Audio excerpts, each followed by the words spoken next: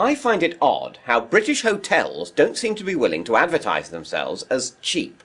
They do in other countries. In France, they have those Formule 1 hotels, which are basically police cells, only you don't have to get arrested. In Japan, people are always saying, you can hire yourself what is basically a shelf in a morgue. But here, the obvious market for people who want a cheap, clean, dry, but otherwise horrible place to stay doesn't seem to have registered with chain hoteliers. Or rather, I'm sure they will have thought of it, so their research must indicate British people are uneasy about choosing a hotel room because it's cheap. They need euphemism. Hence the Holiday Inn Express. What the hell is that? The analogy is clearly with fast food or supermarkets, but that doesn't work at all. Express food works because you can kid yourself that you're so busy, this nasty, lovely, horrible, lovely burger is literally the only hot thing you have time to cram into your mouth between your various hectic appointments. It's not a money thing, it's a time thing. This is just not true of sleep. Are Holiday Inn Express saying my night's sleep is going to be quick? Because that's a bad thing. I don't want it to be.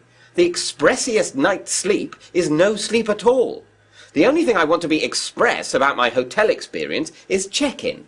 And are the founders of Holiday Inn saying the overcrowded, cheaper offshoot of their main chain is somehow going to be better and more efficient at processing my bank details? I doubt it, Mr. Holiday. I am unconvinced, Mr. Inn. What you mean by express is cheap. And cheap in this context is good. So why not say it?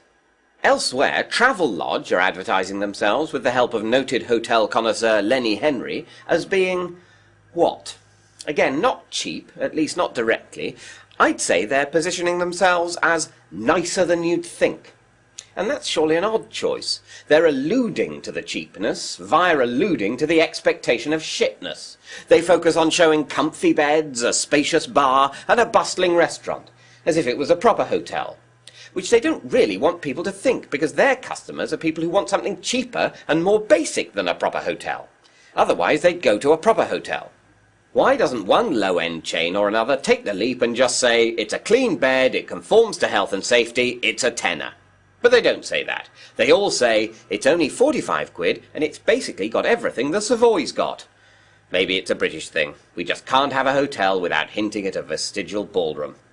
The adverts are persuading you that you could treat your travel lodge in a way you couldn't really, and also wouldn't want to. You could have a cocktail here, they're telling us. You couldn't. But you definitely, technically could. You could totally go up to the bar and ask for a cocktail, and the barman wouldn't be surprised at all. He'd completely take it in his stride. He wouldn't. Lenny Henry does it all the time. He doesn't. He's always in the bar having cocktails. Obviously, he might not be in the particular day you pick, but he's definitely been there. Basically, we're saying this is a hotel where you might just about conceivably set a murder mystery.